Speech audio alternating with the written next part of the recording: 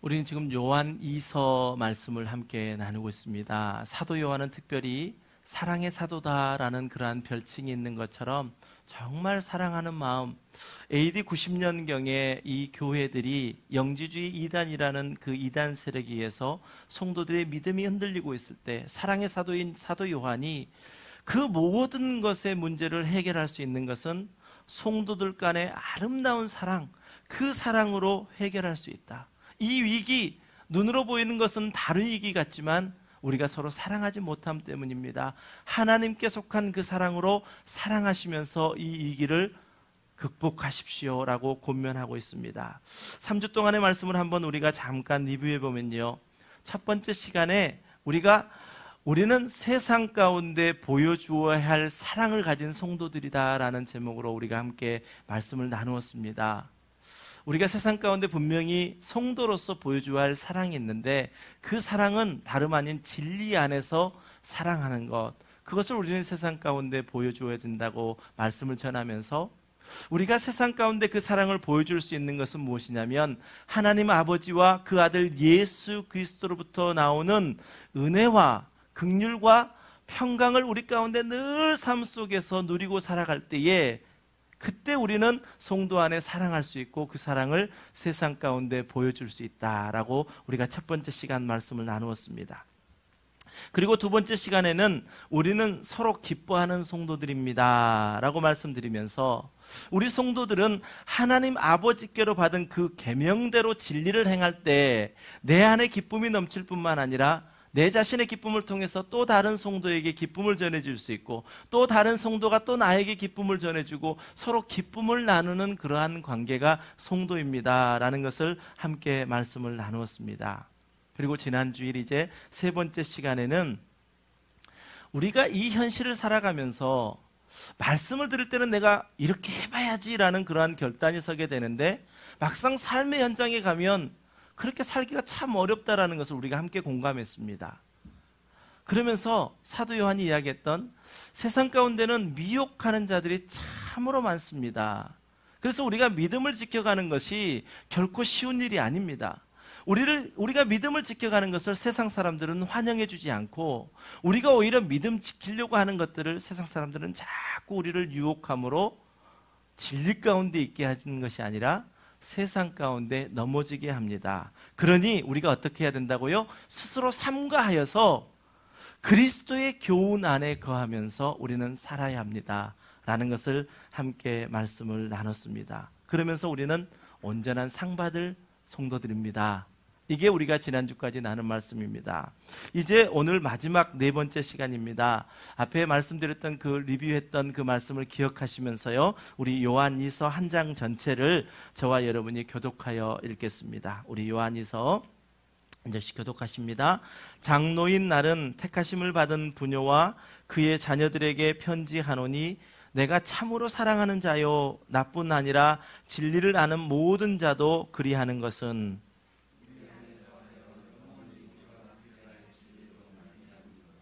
은혜와 긍휼과 평강이 하나님 아버지와 아버지의 아들 예수 그리스도께로부터 진리와 사랑 가운데서 우리와 함께 있으리라.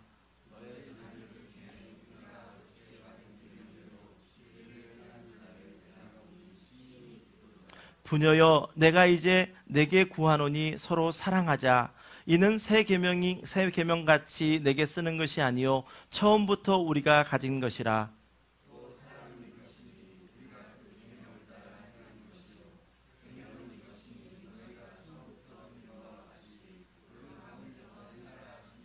미혹하는 자가 세상에 많이 나왔나니 이는 예수 그리스도께서 육체로 오심을 부인하는 자라.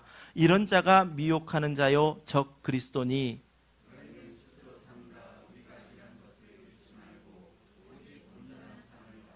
지나쳐 그리스도의 교훈 안에 거하지 아니하는 자는 다 하나님을 모시지 못하되 교훈 안에 거하는 그 사람은 아버지와 아들을 모시느니라.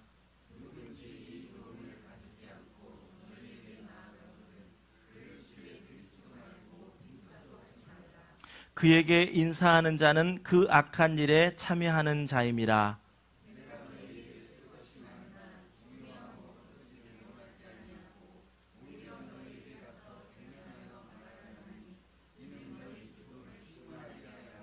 함께합니다. 택하심으로 받은 내 자녀의 자녀들이 내게 문안하느니라. 아멘.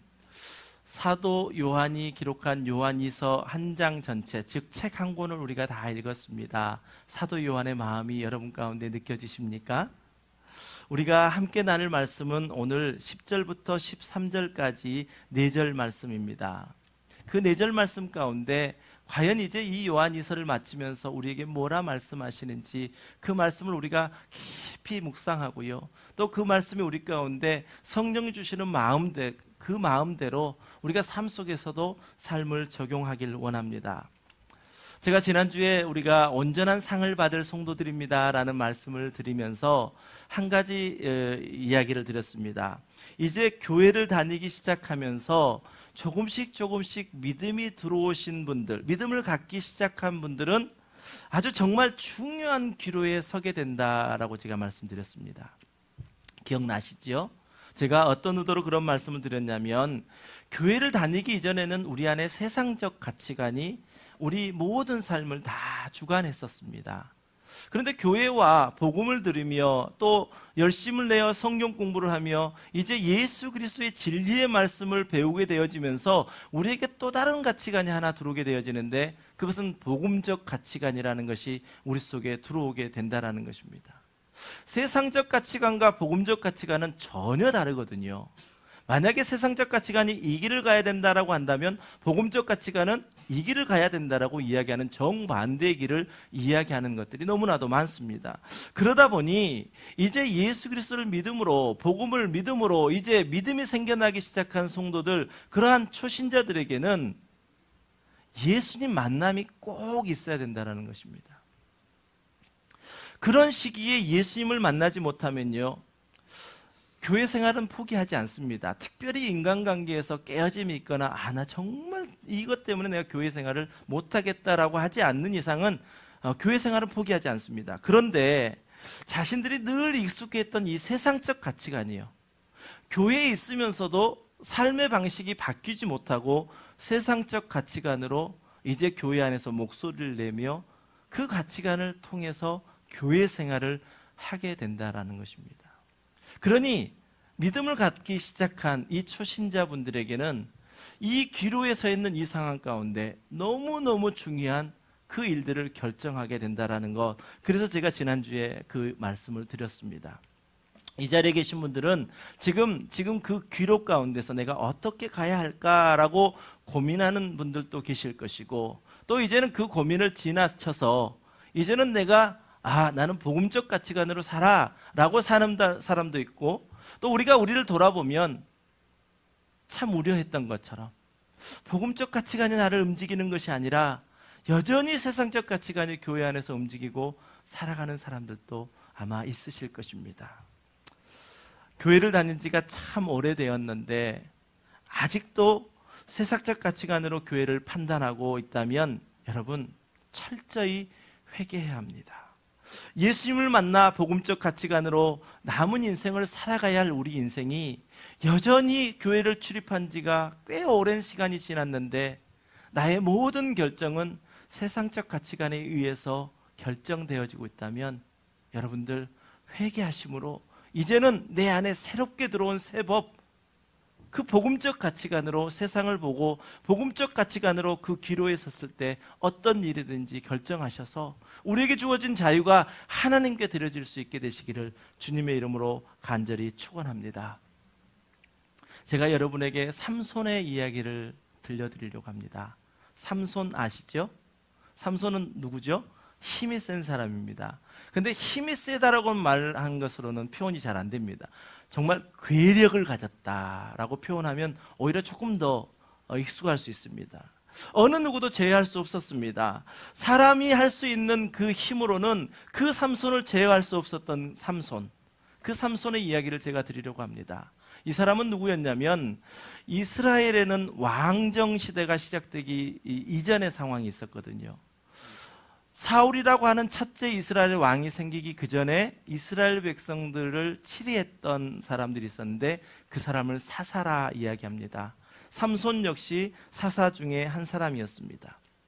이때는요, 이스라엘이라고 하는 이 민족과 늘 대치되고 있었던 민족이 있었는데 그 민족이 누구였냐면 블레셋이었습니다.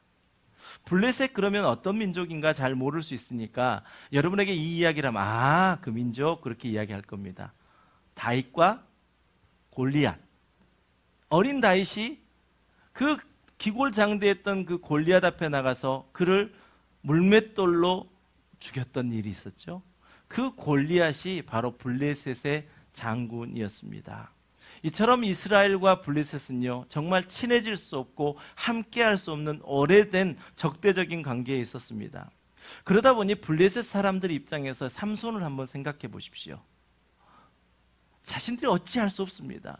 블레셋 사람들이 삼손을 잡아놓으면요, 그 감옥의 문짝을 확 뜯어가지고 나와버리고 쇠사슬로 묶어내면 쇠사슬을 끊어버리고 나와버리고 계속해서 블레셋 사람들 입장에서는 자신들을 못살게 굴고 자신들을 자꾸 침략해 오는 것입니다. 그런 상황에서 블레셋 사람들이 정말 삼손은 우리의 눈의 가시다. 저 사람을 참 없애버리면 좋겠는데 어떻게 할까라고 생각하다가 이 블레셋 사람들이 그래, 삼손이라고 하는 사람의 동족들 유다 민족들을 통해서 내가 삼손을 잡아야 되겠다라고 생각합니다. 그러면서 유다 백성들에게 이제 그 마을에 가서 이 블레셋 사람들이 큰 진을 치고 이제 공격하는 태세를 갖추고 있습니다. 그 말씀이 사사기 15장 9절 말씀에 기록되어 있습니다. 우리 한번 함께 읽겠습니다. 시작. 이에 블레셋 사람들이 올라와 유다의 진을 치고 레이에 가득한지라. 아멘. 이러다 보니까 유다 백성들 입장에서는 어떻겠습니까? 두렵죠. 완전문장한 군인들이 와서 우리를 치겠다라고 하고 있으니 얼마나 두렵겠습니까? 그래서 그 진을 치고 있는 블레셋 백성들에게 가서 이야기합니다. 왜 도대체 우리를 치려고 합니까? 그랬더니 그 블레셋 사람들이 이야기하는 게, 내가 삼손을 잡고 싶은데 너희들의 동족 아니냐. 그러니까 너희들이 가서 이야기해서 삼손을 정말 얌전히 묶어다 우리에게 전해준다면 우리가 너희들 치지 않겠다라고 이야기합니다. 유다 백성들 입장에서는 어떻겠습니까? 지금 위기 가운데 있습니다. 곧 죽게 생겼습니다. 그래서 그들이 선택한 것은 그래, 우리가 삼손에게 가서 이야기해보자 라고 에단 바위 틈에 숨어있던 삼손에게 다가갑니다. 그리고 삼손에게 이렇게 이야기합니다. 삼손, 정말 내가 그 큰 괴력을 가지고 우리의 대적인 블레셋 사람들을 괴롭히고 블레셋 사람들을 정말 침략해서 우리가 할 수 있는 일들을 네가 다 해준 것에 대해서 내가 너무나도 통쾌하고 감사한데 지금 우리가 처해 있는 상황이 참 위기 가운데 있다. 자칫하면 우리 민족이 다 죽게 생겼다. 근데 그들이 요구하기를 너를 결박해서 우리에게 넘겨주기만 하면 우리 유다 백성들을 건드리지 않는다고 이야기한다. 그러니 삼손, 제발 그렇게 좀 해줘.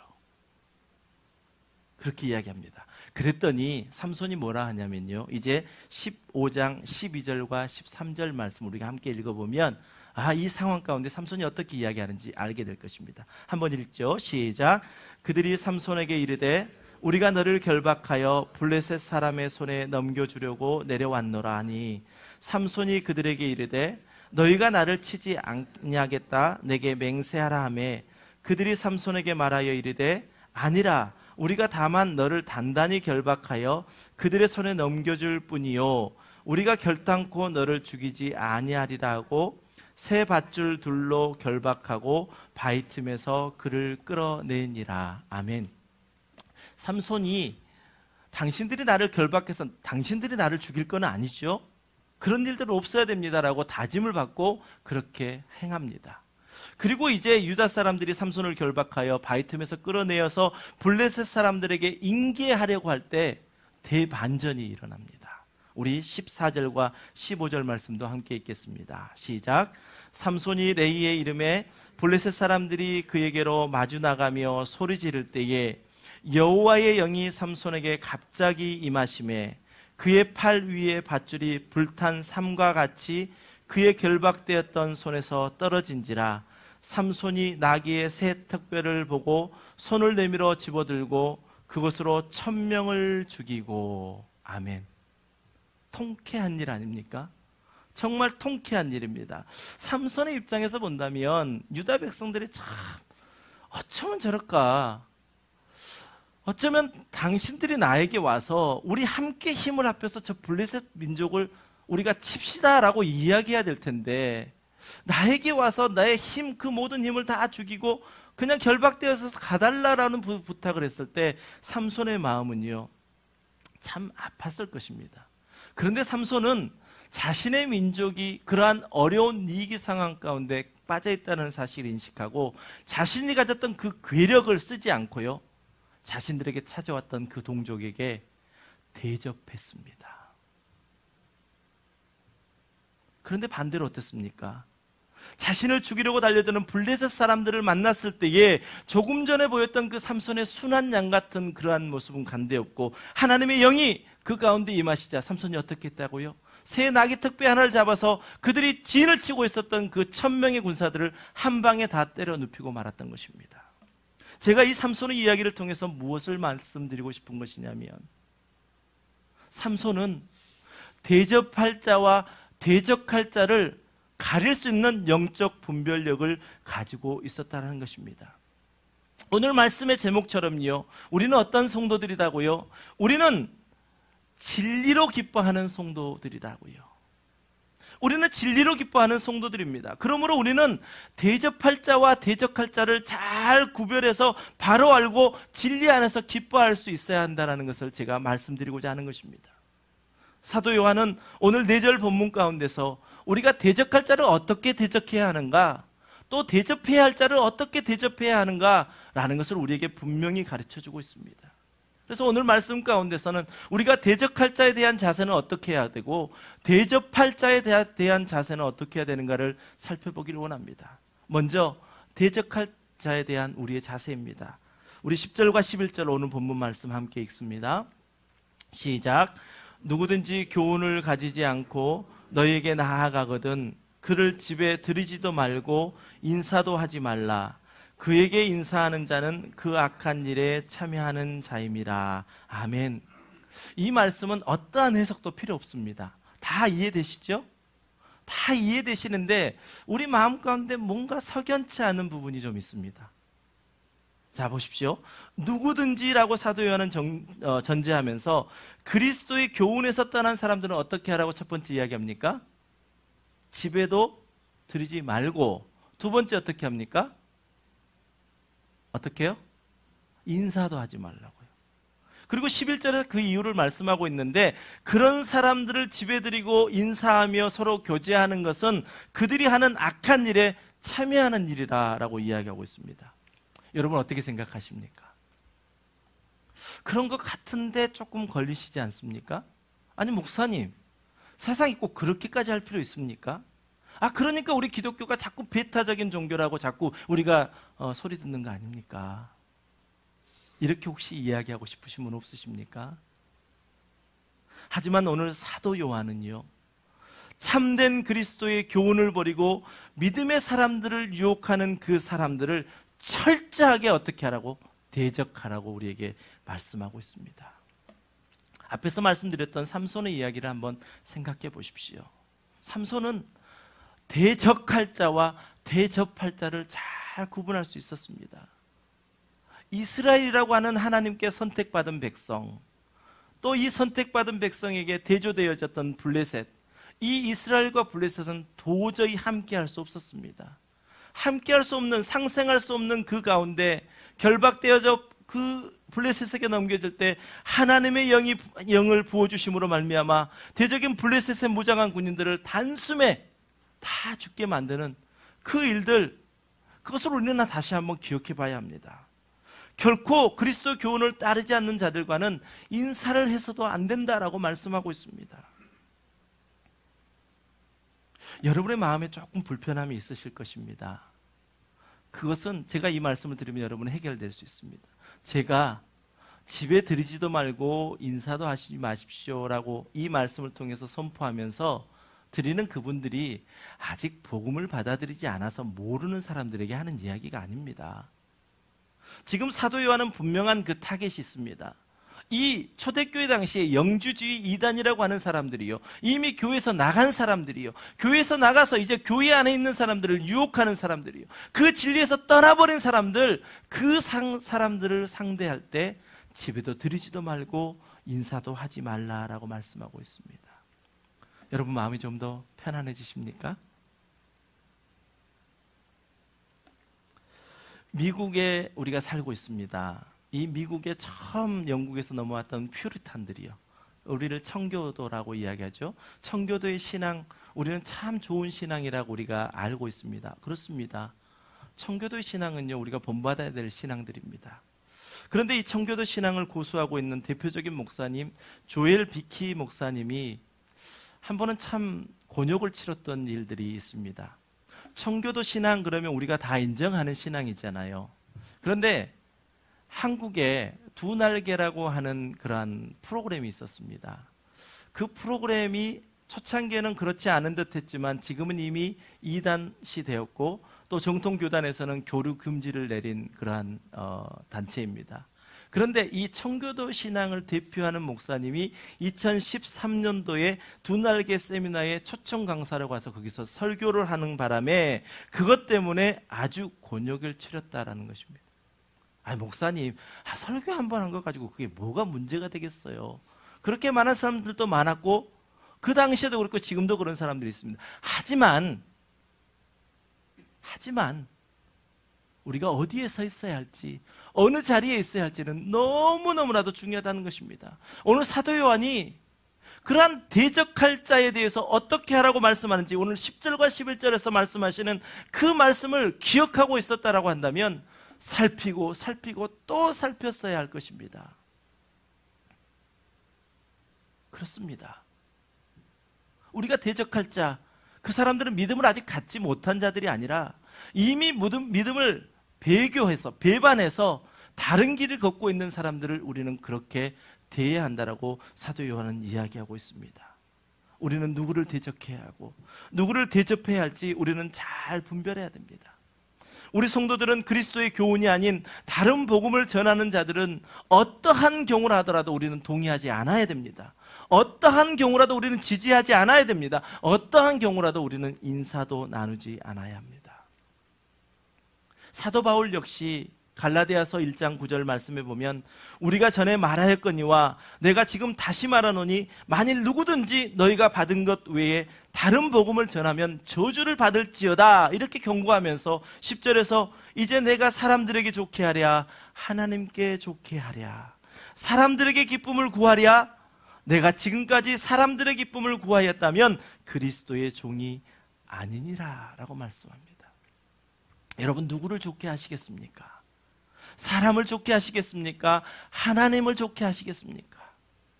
우리는 하나님께 기쁨을 드리는 사람들이고요, 우리의 선택의 기록 가운데 늘 하나님께 기쁨을 드리며 하나님께 영광을 돌려드리는 사람들입니다. 어느 편에 서시겠습니까? 중간에 서시겠다고요? 그건 불가능합니다. 왜요? 미혹하는 자들이 세상에 그렇게 많은데 우리가 중간에 서 있을 수 있도록 그대로 두겠습니까? 아닙니다. 우리가 철저하게 결단해야 됩니다. 오직 나와 내 집은 여호와만을 섬기겠다라고 고백했던 여호수아와 같은 그러한 결단이 우리 가운데 있을 때에 우리를 대적하는 마귀는 물러나게 될 것입니다. 베드로 사도는 고백했습니다. 우는 사자와 같이, 대적 마귀가 우는 사자와 같이 삼킬자를 찾아 두루다니는 세상이라고요. 우리가 믿음 지키기가 그렇게 어려운 세상이라니까요. 그러니 우리는 결단해야 됩니다. 하나님을 좋게 할 것인지 세상을 좋게 할 것인지. 저와 여러분 모두가 다 하나님을 기쁘시게 하고 싶죠. 그런데 쉽지 않다니까요. 그래서 우리가 그리스도의 교훈 가운데 머물러야 하는 것입니다. 우리는 그렇게 진리로 기뻐하는 성도들입니다. 그러므로 우리는 깨어서 그리스도의 교훈에 있지 않은 사람들을 철저히 대적하여 우리의 영혼을 지켜야 합니다. 우리의 남은 생애 동안 우리가 함께하는 교회 신앙생활을 할 때에 우리가 힘써야 할 일이 바로 이것입니다. 깨어 있어야 되죠. 근신해야 되죠. 정말 우리를 무너뜨리러 가는 그 악한 세력에 대해서는 우리가 철저하게 그들을 대적하지 않으면 이 교회가 정말 어려움을 겪게 된다는 거 우리가 모두가 경험하고 알고 있습니다. 여러분 그렇습니다. 대적할 자를 대적하고 또 우리의 영혼을 그 대적할 자를 대적함으로 지켜내고 진리로 기뻐할 수 있는 우리 성도들 다 되시기를 주님의 이름으로 간절히 축원합니다. 그러면 우리는 대접할 자를 어떻게 대해야 될까요? 12절과 13절 말씀 우리 함께 읽습니다. 시작. 내가 너희에게 쓸 것이 많으나, 다시 한번 같이 합니다. 시작. 내가 너희에게 쓸 것이 많으나 종이와 먹으로 쓰지 원하지 아니하고 오히려 너희에게 가서 대면하여 말하려 하니 이는 너희 기쁨을 충만하게 하려 함이라. 택하심을 받은 내 자매의 자녀들이 내게 문안하느니라. 아멘. 이제 사도 요한이 이 요한이서의 마지막 편지를 쓰면서 정말 내가 할 말이 많습니다. 그런데 이 글로 쓰는 것보다도 내가 여러분을 진짜 만나서 얼굴과 얼굴을 대면하면서 이야기하고 싶습니다라고 하는 간절한 애정어린 이야기를 하고 있습니다. 우리 오늘 한정훈 목사님 오셨는데 7년 전이죠. 신학교에서 같이 공부를 하다가 미국 가셨다는 소리를 듣게 되었어요. 진짜 보고 싶더라고요. 어떻게 변하셨을까? 또 저의 변한 모습도 있을 거 아닙니까? 그래서 제가 막 졸랐습니다. 가능하면 시간 내서 오세요. 오셔서 한번 같이 교제해요. 그런데 하필 또 기간이 이 기간이죠. 그래서 오늘 같이 우리 유스그룹 리출도 같이 가서 또 함께 섬기고 함께 또 오래된 이야기도 나누려고 합니다. 사도 요한이 바로 그러한 마음이었을 것 같습니다. 내가 정말 얼굴을 대면해서 여러분을 보고 싶습니다. 이는 너희의 기쁨을 충만하게 하려는 것입니다 라고 말씀하고 있습니다. 무슨 말을 하는 것입니까? 대적할 자를 대적하고 대접할 자를 대접함으로 진리 안에서 기뻐하는 성도들의 그 모습을 우리에게 보여주고 있습니다. 진리 안에서 나누는 사랑, 여러분 그 사랑은요 우리가 이성적으로 나눴던 사랑과 아주 시밀러합니다. 거의 비슷한 점이 많습니다. 친밀함, 사랑, 그리움, 이 모든 것들이 함께 공유되고 있거든요. 사도 요한은 내가 너희에게 쓸 것이 많으나 종이와 목으로 쓰기를 원하지 아니하고 오히려 너희에게 가서 대면하여 말하려 하니, 이 짧은 인사말 속에서 그리스도 안에서 진리 안에서 사랑에 대한 그 애정과 그리움을, 아주 사랑하는 그 마음을 구구절절히 전하고 있습니다. 사랑은 그렇습니다. 보는 것입니다. 사랑은 보는 것입니다. 이 자리에 결혼하신 분도 있고 아직 뭐 미혼도 있으시지만 대부분 결혼하셨으니까, 왜 결혼하셨습니까? 왜 결혼하셨습니까? 보고 싶어서 결혼하신 거 아닙니까? 아니, 연애할 때는 보고 저녁이 되면 또 헤어져야 되잖아요. 헤어지기 싫어. 또 만났어요. 근데 또 헤어져야 돼요. 그래서 야, 우리 헤어지지 말고 같이 날마다 보자. 그래서 결혼하신 거 아닙니까? 표정들이 좀 어째 목사님 꼭 그런 것만은 아니에요, 이런 분들도 있으신 것 같고. 정말 그렇습니다. 사랑은 보는 것입니다. 보고 있으면서 계속 그 사랑의 감정을 느끼고 기뻐하는 것, 그것이 사랑입니다. 여러분 많은 사진 찍으시죠? 스마트폰에 사진 찍혀져 있는 사진들 이렇게 보시면 이 사진 참 예쁘다, 이런 사진들 있죠. 어떤 사진이 제일 예쁘시던가요? 여러분, 사진사가 찍어준 사진이요?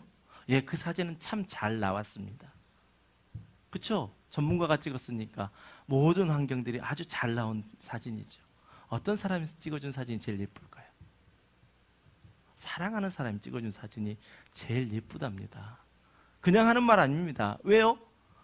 그 사랑하는 사람이 나에게 사랑의 눈빛을 보내며 카메라를 들고 있을 때 나는 그 사랑하는 사람을 보면서 나의 마음을, 나의 눈빛을, 나의 감정을 그에게 지금 다 보내고 있는 거 아닙니까? 그 사진이 찍혔는데 그 사진이 제일 안 예쁘고 어떤 사진이 제일 예쁘겠습니까? 오늘 집에 가서 한번 사진 한번 보십시오. 내 남편이, 내 아내가 찍어준 사진이 가장 예쁜 사진일 것입니다. 그리스도 안에서 나누는 성도의 사랑이요, 그 사랑이 이러한 친밀감이 있습니다. 여러분, 한 주간 우리가 예배드리고 또 주중에도 만나는 분들도 있지만 그렇지 못하고 또 한 주간 만에 이렇게 만나기도 하시지 않습니까? 그런 성도님들을 어떻게 생각하시고 지내십니까? 한 주간 동안 어떻지?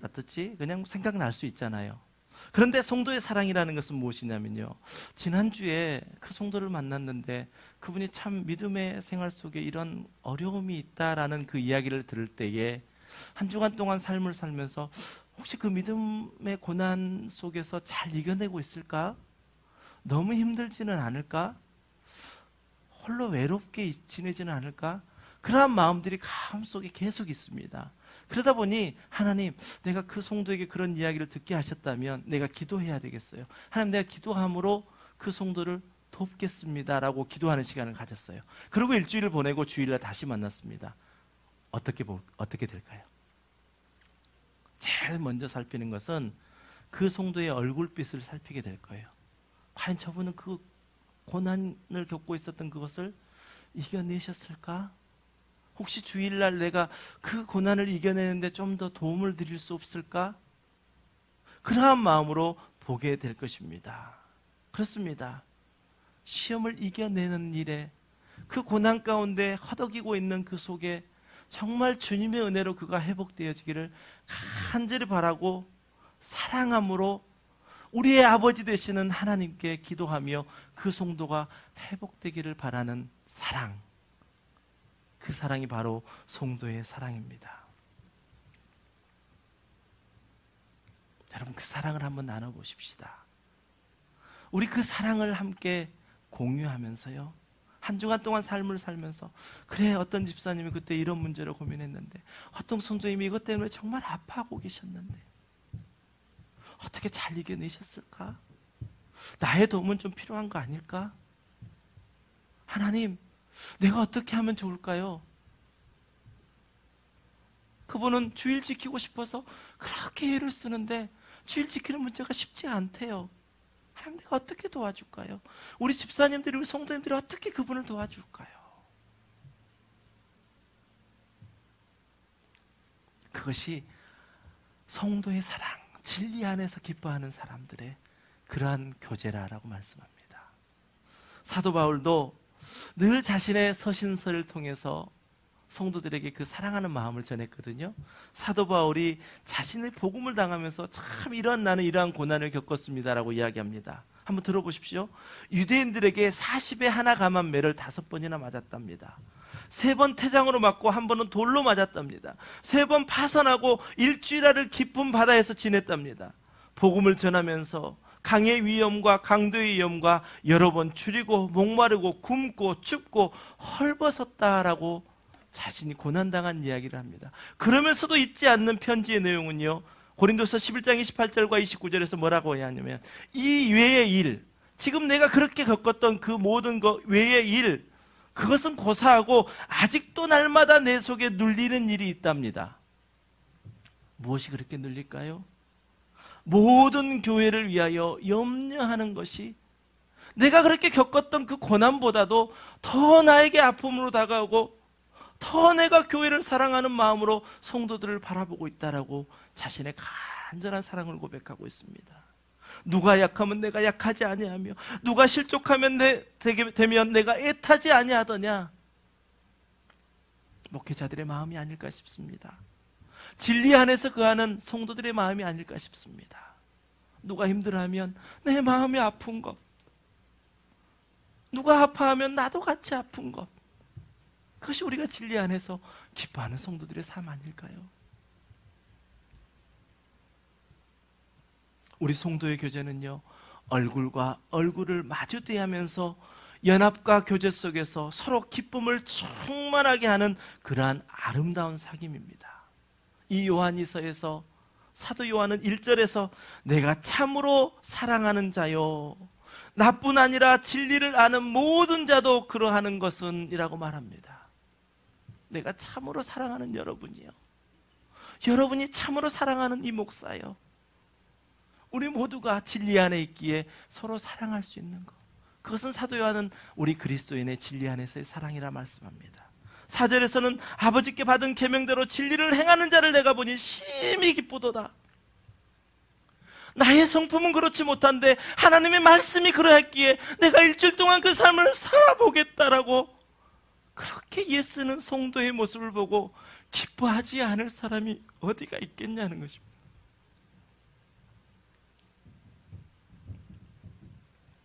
마음은 그렇습니다. 어떤 일들이 있으면요, 나 주일 안 갈 거야. 하지만 또 주님 주신 마음, 그래, 이 예배 시간마저 빠진다면 내가 어떻게 살 수 있을까?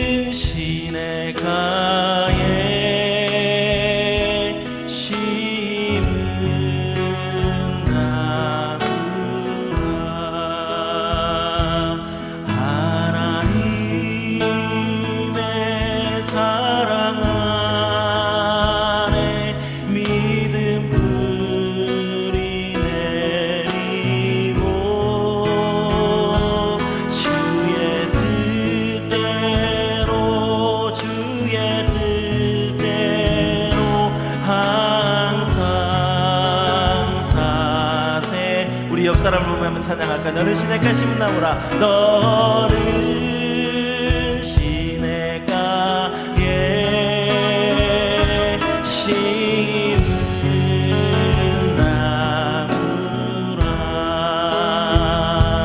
하나님의 사랑 안에 믿음 뿌리 내리고 주의 뜻대로 항상 사세. 주의 시절을 쫓아 주의 시절을 쫓아 구원 열매 맺으며 주의 영화로운 빛 너를 보아리니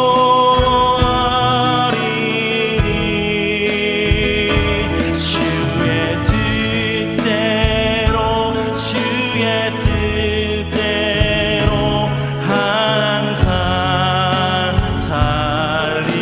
당신은 하나님의 언약 안에 있는 축복의 통로입니다. 당신은 하나님의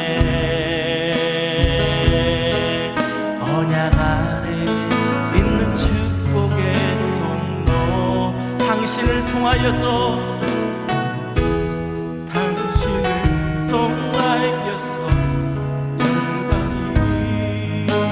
주께 돌아오게. 당신은 하나님의 언약 안에 있는 축복의 통로입니다. 당신은 하나님의, 우리 성도 한 사람 한 사람이요 그 하나님의 언약의 통로에 축복이 됩니다. 통로. 당신을 통하여서 주께 예배하게 될 것입니다. 주께 예배하. 당신은 하나님의 언약 안에 축복의 통로. 당신은 하나님의 언약 안에 있는 축복의 통로. 당신을 통하여서 열방 주께 예배하게 되리. 주께 예배하게 되리. 이 시간 우리 한번 말씀을 생각하면서 함께 기도하기를 원합니다. 잘 기도할지 몰라도 괜찮습니다. 하나님, 오늘 말씀 가운데 내게 이런 마음을 주셨는데 이거 성령님 내게 주신 마음 맞죠? 나 그 마음 지켜보기를 원합니다. 근데 잘 안 되더라고요. 세상에 나가 살 때마다 늘 넘어질 때가 많습니다. 그런데 하나님, 이 시간 내게 주신 말씀, 그 말씀을 내가 담기를 원합니다. 서로 사랑하라 하셨고 우리는 서로 진리 안에서 기뻐하는 성도들이라는 그 말씀이 나에게 정말 내 가슴에 박힌 목과 같이 그 말씀이 내 안에 들어옵니다. 진리가 무엇인지 잘 모르지만 내가 교회 안에 속해 있음으로 말미암아 이제 예수 그리스도로 말미암아 기뻐하는 내가 되게 하여 주시옵소서. 우리의 기쁨이 그냥 사람과의 기쁨이 아니라 그 안에 예수 그리스도가 계심으로 기뻐하는 그 진리 안에서 기쁨을 나도 누리게 하여 주시옵소서. 그 기쁨 나도 경험하고 싶습니다. 때로는 저 사람 어떻게 안아줄 수 있어 하지만 그 사람을 향하여 기도하고 그 사람을 향하여 하나님의 마음을 전했더니 그 사람이 나에게 기쁨으로 다가와 주었습니다. 그 일들을 통해서 그리스도 안에서의 교제를 누리기를 원합니다. 주님, 내게 힘을 주시옵소서. 이 시간 함께 동성으로 기도하며 나아갑니다. 아버지 하나님, 그렇습니다. 이 요한일서를 통해서 우리가 어떠한 어려움이 있다 할지라도 더 사랑함으로 말미암아 그 일들을 극복하라 우리에게 권면합니다. 아버지 하나님, 진리 안에서의 사랑이 무엇인지 아직은 내가 잘 모르지만 아버지 그리스도 교훈 그 진리를 아버지 하나님이 날마다 배워가기를 원합니다. 어제보다는 오늘이, 오늘보다는 내일이 그 진리 가운데 삶의 기쁨을 누리는 삶이 되기를 원합니다. 아버지, 우리에게 역사하여 주시옵소서. 이 시간 우리의 심령을 붙잡아 주시옵소서. 아버지, 예배 가운데 아버지 하나님이여, 정말 내 온 마음과 힘을 다하여 드리는 이 예배한 시간을 통하여 우리의 인생이 변화되게 하여 주시옵시고, 아버지 하나님, 우리를 이끄신 하나님의 그 놀라운 능력으로 말미암아 정말 우리 성도들은 진리 안에서 기뻐하는 자들임을 깨달아 아버지 하나님, 나 역시도 진리 안에서 그 기쁨을 누릴 수 있도록 아버지 우리에게 힘을 주시옵소서. 예수님의 권세가 우리의 권세입니다. 예수님의 사랑이 우리의 사랑입니다. 아버지 하나님, 내가 사랑할 수 있을 거라 했지만 그 사랑 정말 오래가지 못하더라고요. 예수님이 주신 그 사랑, 그 십자가의 사랑, 십자가에서 모든 물과 피를 흘리셨던 그 사랑, 그 사랑을 이 시간 내게 덧입혀 주시옵소서. 그 사랑으로 사랑케 하여 주시옵소서. 사랑은 허물하다 너무를 덮는다 했습니다. 사랑하지 못했던 것들을 아버지 이 시간 용서하여 주시옵시고, 하나님을 더 사랑하게 하여 주시옵소서. 하나님을 먼저 사랑하게 하여 주시옵소서. 아버지, 우리의 가운데 하나님 그 사랑이 하나님께 속하였으니 하나님의 진리 가운데서 아버지 사랑을 아버지 행할 수 있는 우리들 되게 하여 주시옵소서. 이곳에 교회를 세우시고 아버지 하나님이여, 이곳을 통하여 아버지 죽어가져가는 영혼들을 구원코자 하시는 그 하나님의 은혜를 아버지 하나님 이 시간 기억하게 하시고, 아버지 하나님, 우리를 도와요. 우리를 통하여 아버지 하나님의 주께 돌아오는 자들이, 우리를 통하여 주께 예배하는 자들이 많아질 수 있도록 나를 회복시켜 주시고, 나를 사용하여 주시고, 나를 주님의 것으로 써주시옵소서. 아버지 하나님, 이 시간 은혜를 주심을 감사합니다. 우리의 마음을 만져주심을 감사합니다. 오직 주께 영광 돌려오니 주님 홀로 영광 받아 주시옵소서. 예수 그리스도 이름으로 간절히 기도드리옵나이다.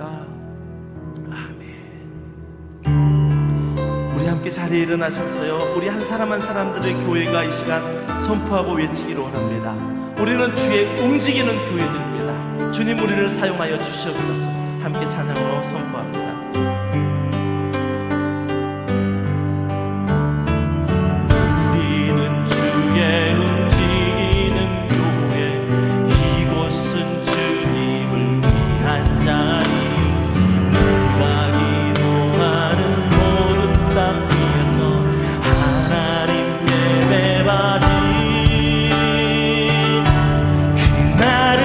다시 한번 고백합니다. 우리는 주의 움직이는 교회. 우리는 주의 움직이는 교회. 이곳은 주님을 위한 자리. 내가 기도하는 모든 땅 위에서 하나님 예배받으리. 그날을 고대하네.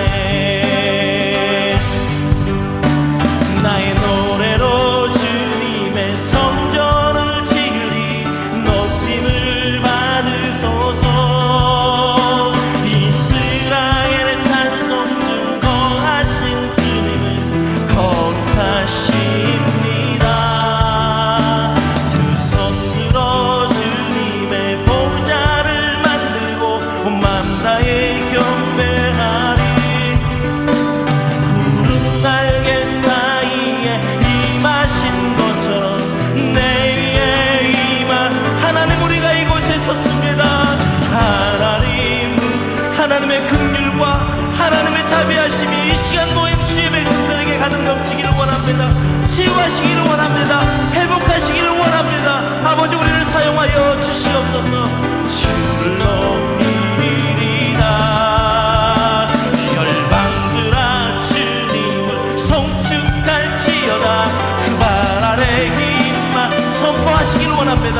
우리 대적마귀가 우를 사자와 같이 우리를 삼키려고 우리에게 다가오는데 이 시간 주님의 이름으로 선포하기를 원합니다. 하나님, 우리가 이곳에 섰습니다. 하나님, 우리가 이곳에 섰으니 이 땅을 치유하소서. 아멘. 하나님, 우리가 어디에 있으리이다. 혈방들아 주님을 송축할지어다. 그 발 아래 입맞추라매. 영원한 통치자 주 예수 그리스도